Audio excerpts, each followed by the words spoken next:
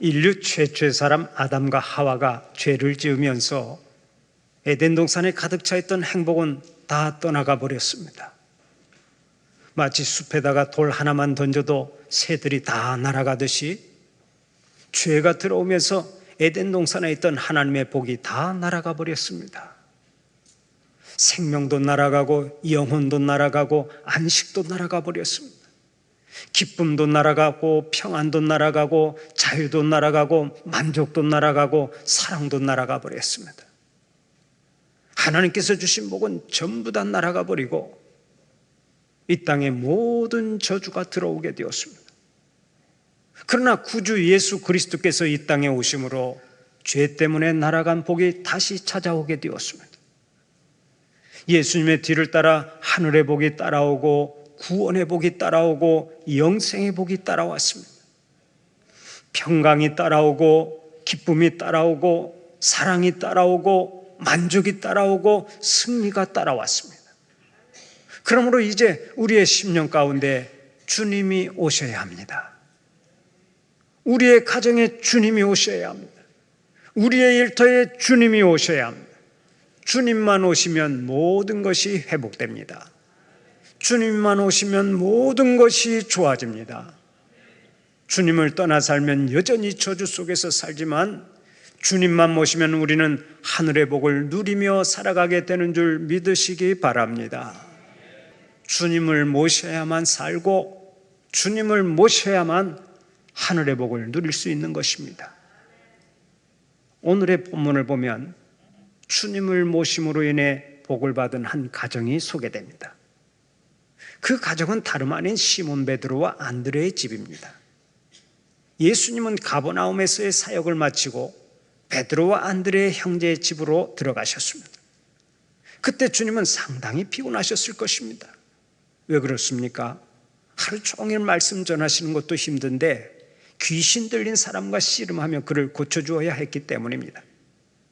그렇게 피곤하고 힘든 상황에서 베드로의 집으로 초청받으신 것입니다. 아마 베드로가 먼저 예수님을 초청했으리라 추측됩니다. 주님, 피곤하고 배도 고프실 텐데 저희 집으로 가십시다. 베드로는 항상 일을 저질러 놓고 나중에 생각하는 사람 아닙니까? 그렇기 때문에 틀림없이 자기 아내와 상의도 없이 불쑥 초청을 했을 것입니다. 어쩌면 그의 장모님을 믿고 예수님을 초청했을지도 모릅니다. 어쨌든 예수님을 모시고 가서 음식을 접대하면 예수님도 좋아하시고 또 장모님도 예수님을 만날 기회가 되어서 좋아할 것으로 생각했던 것이죠. 베드로는 훗날 전도하러 다닐 때 다른 제자들과는 달리 자기 아내와 함께 전도하러 다니는 것을 유난히 행복하게 생각했던 것으로 여겨집니다.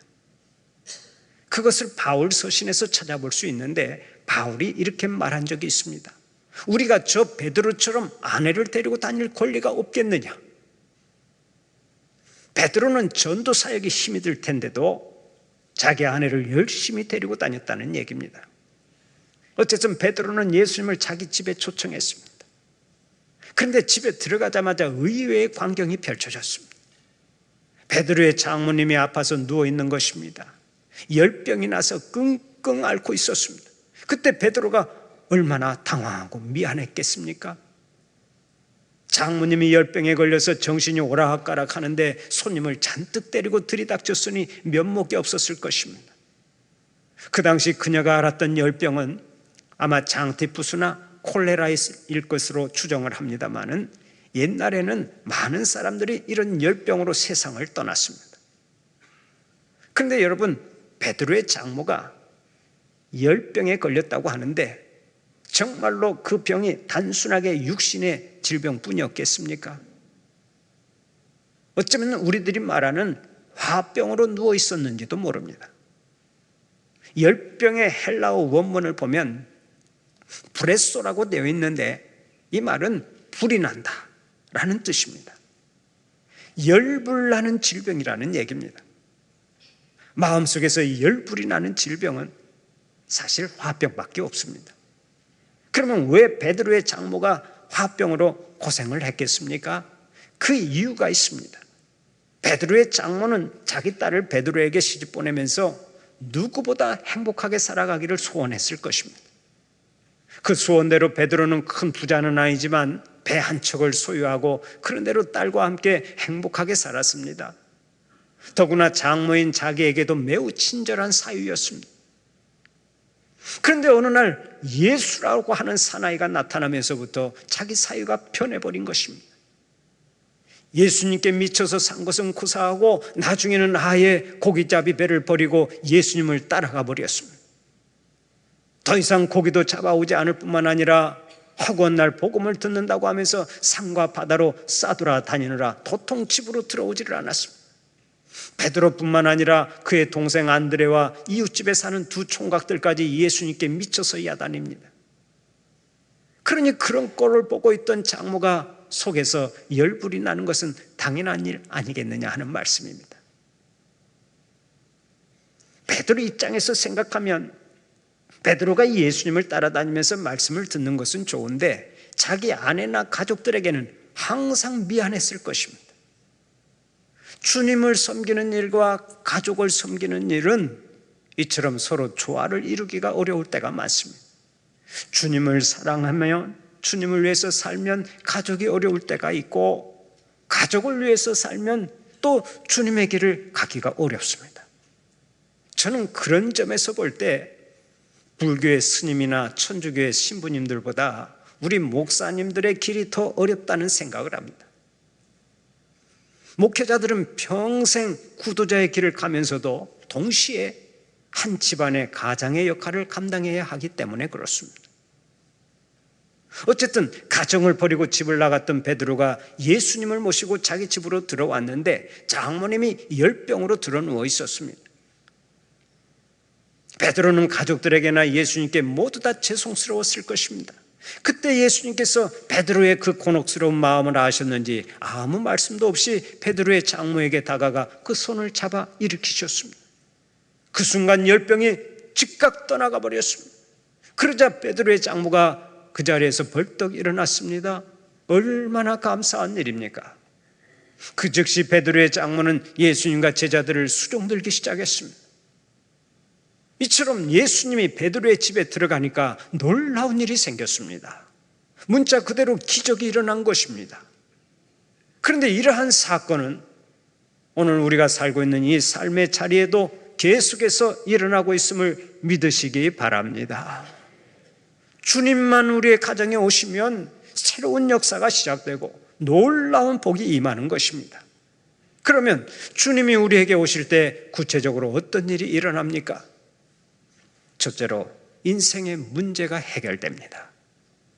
오늘의 본문을 보십시오. 베드로의 장모가 열병에 걸리면서 베드로의 가정에는 큰 문제가 생겼죠. 그러나 주님을 모시면서 문제가 깨끗이 해결되었습니다.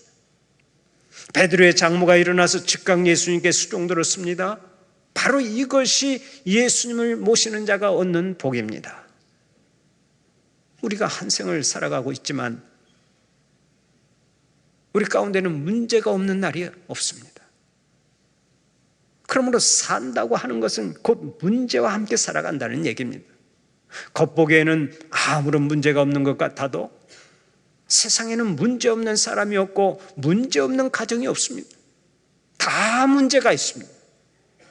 어떤 문제는 우리 스스로 만든 것인가 하면 어떤 문제는 나의 의도와는 전혀 상관없이 우리 가정에 던져진 문제입니다.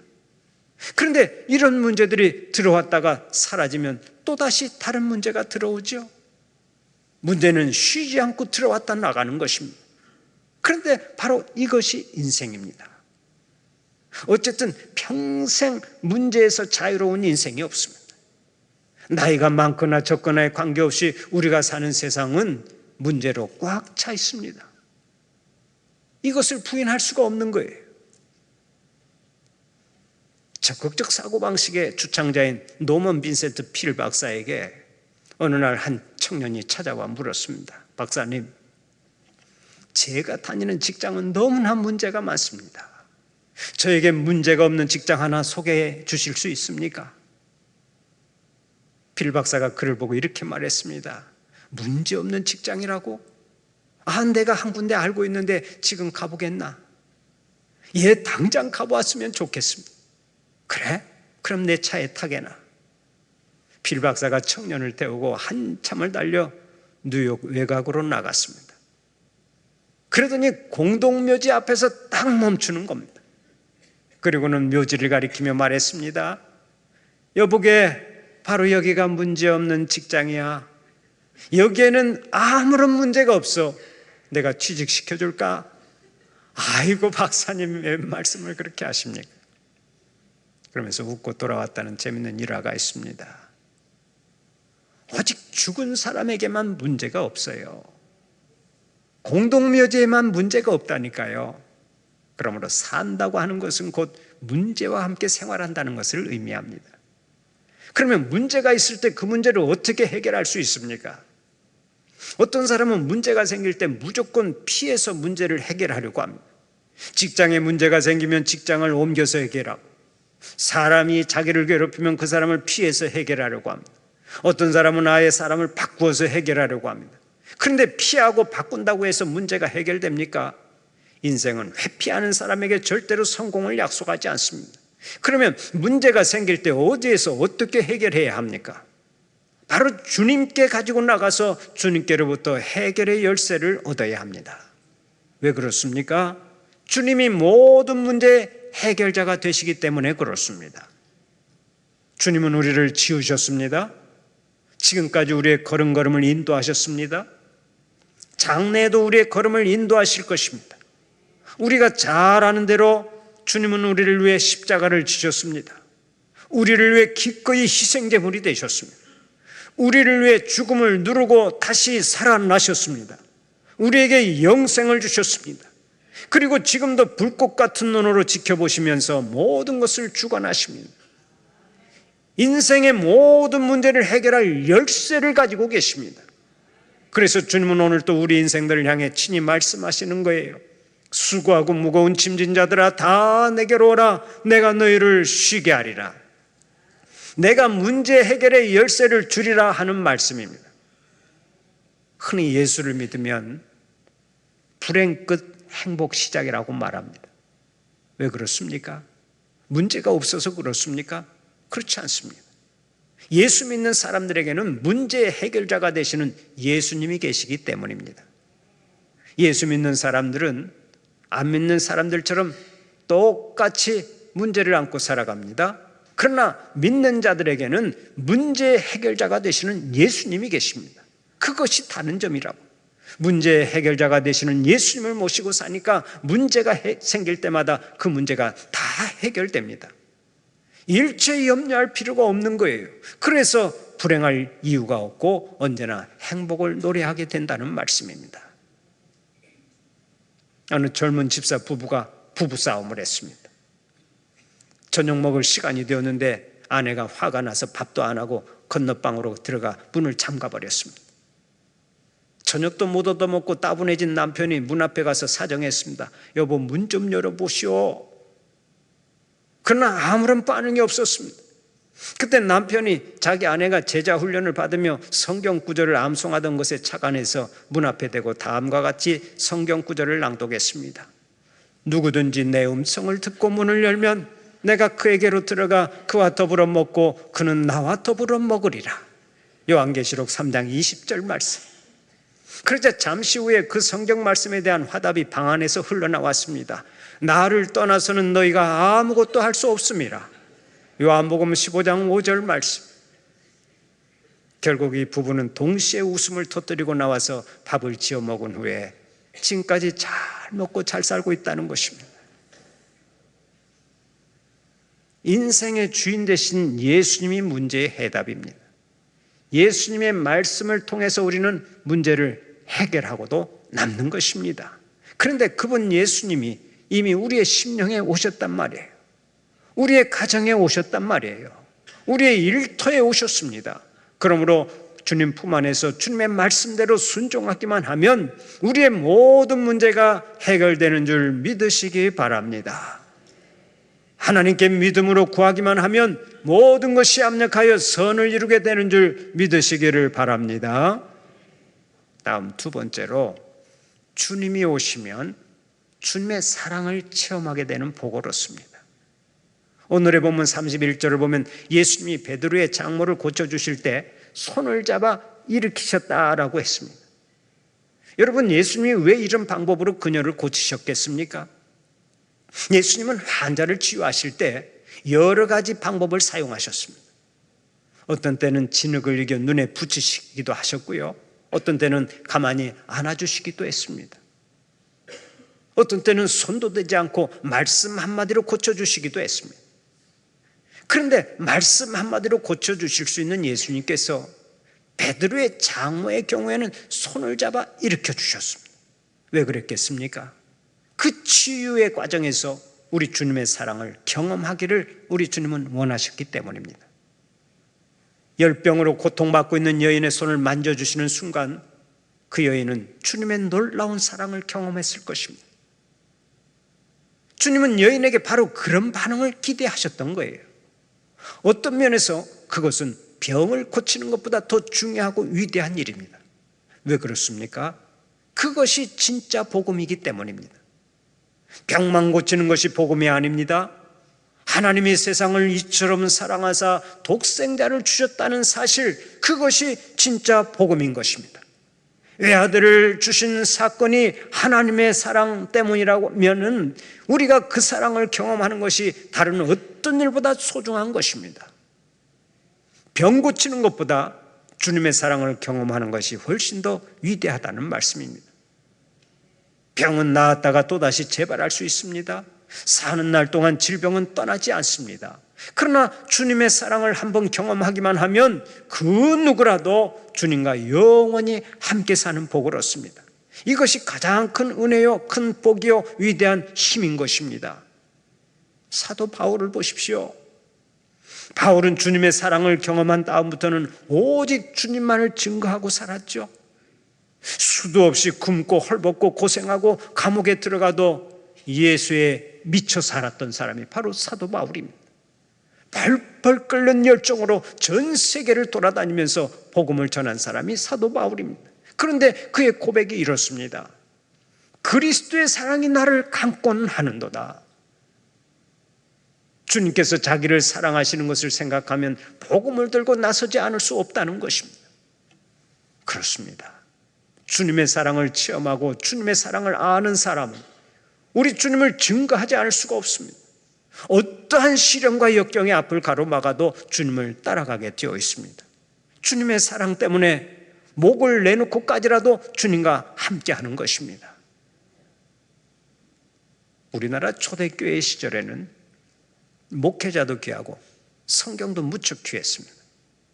그래서 선교사는 주일마다 여러 교회를 순회하면서 예배를 인도했습니다. 주일날이면 몇 번씩 설교를 하고 다녔던 것입니다. 그리고 그 외에 집회 때는 교인 중에서 성경을 읽을 수 있는 교인을 뽑아 조사로 임명하고 그에게 성경을 한 권 맡기고서 예배를 인도하게 했습니다. 그러던 어느 날 경상북도 어느 산골의 예배당에 교인들이 모여오고 그 교회의 조사님은 예배 인도를 시작했습니다. 성경을 봉독할 순서가 되었습니다. 전깃불도 없는 산골 예배당이라 어두침침한 등잔불 아래서 두꺼운 돋보기를 끼고 겨우겨우 성경을 읽어 내려가야 했습니다. 그나마 당시의 한글 성경에는 띄어쓰기가 되어 있지 않아서 조사님의 모자라는 한글 실력으로는 제대로 읽어내기가 여간 어렵지 않았습니다. 그래도 최선을 다해서 성경을 읽는데 시편 23편 1절 말씀을 읽기 시작했습니다. 여호와는 나의 목 자르시니 내가 부족함이 없으리로다. 여호와는 나의 목자시니 내가 부족함이 없으리로다. 이렇게 읽어야 하는데 여호와는 나의 목 자르시니 내가 부족함이 없으리로다. 이렇게 읽은 거예요. 그 후에 조사님은 성경을 내려놓고서 비장한 얼굴로 이렇게 설교를 했답니다. 성도 여러분, 저는 여호와 하나님께서 제 목을 자른다 하실지라도 저는 부족함이 없는 사람입니다. 조사님이 큰 소리로 그렇게 설교하자 온 교우들이 두 손을 들고 함께 외쳤다고 합니다. 아멘, 저도 동의합니다. 저의 목을 잘라도 저는 주님을 따라가겠습니다. 비록 성경을 잘못 읽고 잘못 해석했지만 얼마나 비장한 결단입니까? 주님의 사랑을 체험하고 주님의 사랑을 아는 성도들은 예나 지금이나 목을 내놓고까지라도 주님을 따라가는 것입니다. 여러분, 주님의 사랑을 체험하셨습니까? 주님의 사랑을 알고 계십니까? 내가 믿는 주님이 나를 위해 채찍질 당하시고 나를 위해 십자가에 못 박혀 죽으신 것을 알고 있다면 이제 내가 주님과 함께 동행해야 될 줄로 믿습니다. 일평생 주님과 함께 하면서 모든 일에 승리하고 하나님의 영광을 높이 드러내는 여러분들이 되시기를 간절히 축원합니다. 마지막으로 주님이 오시면 나는 평생 섬기는 자로 살아가게 되어 있습니다. 베드로의 장모가 주님의 사랑을 체험하고 난 후에 어떻게 했습니까? 오늘의 본문 31절을 보면 즉각 수종들었다 하고 말씀합니다. 병이 치유되어 너무나 기뻤던 여인은 그 치유의 감격 때문에 주위에 있는 사람들에게 곧바로 수종들기 시작했습니다. 본문에는 저에게 수종들었다라고 기록되어 있지만 마태복음 8장 15절을 보면 예수께 수종들더라라고 말씀하고 있습니다. 여러분, 자기를 고쳐주신 예수님 앞에서 어떻게 그냥 앉아 있을 수 있었겠습니까? 베드로의 장모는 주님 감사합니다, 제가 해드릴 게 뭐가 있겠습니까? 하고 식사 준비부터 했을 것입니다. 즉각 섬기는 자가 되었습니다. 그러면 그 여인의 섬김의 역사가 거기서 끝났겠습니까? 그렇지 않습니다. 여기서 수종들었다라는 말의 헬라어 원어를 보면 계속해서 수종들었다라는 뜻으로 쓰여 있습니다. 그러므로 베드로의 장모는 예수님의 사랑을 경험한 이후부터는 평생 섬기는 자로 살았다는 얘기입니다. 아마 그 여인은 주님을 섬겼던 마리아나 요한나나 수산나처럼 계속해서 주님을 섬기다가 골고다 언덕까지 울면서 주님을 따라갔을 것입니다. 예수님이 무덤에 묻힌 후에 예수님의 시신을 확인하기 위해 무덤을 찾아간 여자도 그 여인이었을 것입니다. 부활하신 주님을 맨 먼저 본 사람도 바로 그 여인이었을 것입니다. 바로 이것이 은혜 받은 사람들의 모습입니다. 우리 가운데는 예수님을 믿게 되었다고 고백하면서 삶 속에 아무런 변화가 없는 사람들이 있습니다. 그러나 이는 무언가 잘못되어 있는 것입니다. 정상이 아닙니다. 진정으로 구원받고 주님의 은혜를 아는 사람은 반드시 섬기게 되어 있습니다. 섬기지 않고는 견딜 수가 없게 되는 것입니다. 성도가 은혜를 받으면 섬기지 않고는 견딜 수가 없게 됩니다. 왜 그렇습니까? 내 속에 있는 주님의 사랑이 그냥 두질 않기 때문에 그런 거예요. 주님의 사랑으로 충만해지면 한결같이 교회를 섬기고 그 누군가를 섬기며 살아갑니다. 마치 수학 공식과 같습니다. 은혜를 받으면 반드시 물질로 섬기든지 기도로 섬기든지 봉사로 섬기든지 아니면 내가 가진 것을 나눠주면서 섬기는 자가 된단 말이에요. 주님의 제자들 보세요. 은혜 받은 후에는 하나같이 섬김의 삶을 살다가 기꺼이 순교의 길을 갔잖아요. 내 인생에 예수님이 찾아오는 순간부터 이미 하늘의 복은 임하기 시작했습니다. 예수님이 오심으로 영생의 삶이 시작되었고 예수님이 오심으로 잃어버린 복을 다 찾게 되었습니다. 오늘 또 크고 작은 인생의 문제를 거뜬히 해결하고 마음의 감사 감격이 넘쳐나고 그 무엇인가 주를 위해 일할 수 있는 특권을 누리고 있는 것은 모두 다 주님께서 내 안에 오셨기 때문입니다. 내 인생의 집에 찾아오신 주님께 감사하며 죽도록 충성하고 주님처럼 섬김의 삶을 살아서 마지막 날 우리 주님 앞에 설 때 큰 상 받는 여러분들이 되시기를 간절히 축원합니다.